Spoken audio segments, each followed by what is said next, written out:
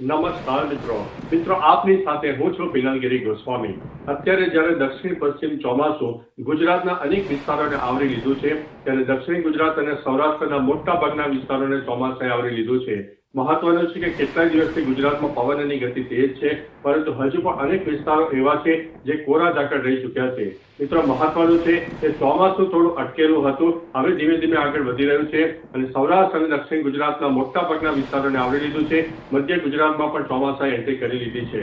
હવે મિત્રો આજે તારીખ 2 જુલાઈ 2026 છે, ત્યારે વરસાદની આગાહીની વાત કરીએ તો આજે 1 નંબર ઉપર દક્ષિણ ગુજરાતને ગણીને ચાલુ, 2 નંબર ઉપર સૌરાષ્ટ્રને ગણીને ચાલુ, જે તે વિસ્તારમાં ભારેથી ભારે વરસાદ થઈ શકે છે। હવે મિત્રો ખાસ કરીને રેડ એલર્ટ, ઓરેન્જ એલર્ટ અને યલો એલર્ટની આ વિડીયોમાં ખાસ ચર્ચા કરીશું। આજે તારીખ 2 જુલાઈ છે, તો રેડ એલર્ટ જેમાં અતિથી અતિ ભારે વરસાદની સંભાવના કયા વિસ્તારમાં રહેલી છે? ખાસ કરીને દક્ષિણ ગુજરાતના સરહદી વિસ્તારો ઉપરાંત દરિયાઈ પટ્ટી વિસ્તારમાં વરસાદનું પ્રમાણ વધારે રહેશે। સુરત, નવસારી, વલસાડ, ડાંગમાં તો રેડ એલર્ટ આપવામાં આવ્યું છે, એટલે વરસાદ થશે, તોફાની પવન થશે, થંડરસ્ટોર્મ એક્ટિવિટી થશે, એટલે થોડા સાવચેત રહેજો, એલર્ટ રહેજો। બીજી તરફ મિત્રો ઓરેન્જ અને યલો એલર્ટની વાત કરીએ, જેમાં ભારે વરસાદ થઈ શકે છે। ખાસ કરીને સૌરાષ્ટ્ર અને મધ્ય ગુજરાતના અનેક ભાગોમાં ભારેથી ભારે વરસાદની પણ સંભાવના રહેલી છે।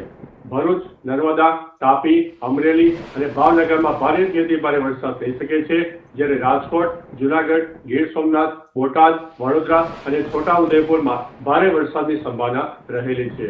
બીજી તરફ મિત્રો હળવાથી મધ્યમ વરસાદની શક્યતા, એટલે કોઈ વિસ્તારમાં વરસાદ ન પણ પડે અથવા તો છાંટાછૂટી થાય અથવા તો નાનકડા વરસાદી ઝાપટા થઈ શકે છે, તો તે વિસ્તારની વાત કરીએ, તેમાં ખાસ કરીને આણંદ, અમદાવાદ, ગાંધીનગર, ખેડા, પંચમહાલ, દાહોદ, મહીસાગર, સાબરકાંઠા, બનાસકાંઠા અને કચ્છના અનેક વિસ્તારમાં હળવા મધ્યમ વરસાદની શક્યતા છે। બીજી તરફ 40 થી 50 કિલોમીટર પ્રતિ કલાકની ઝડપે પવન ફૂંકાઈ શકે છે।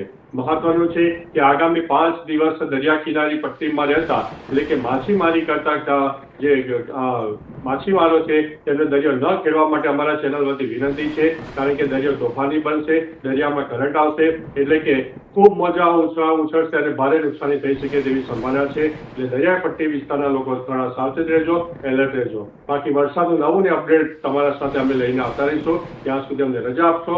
નમસ્તે।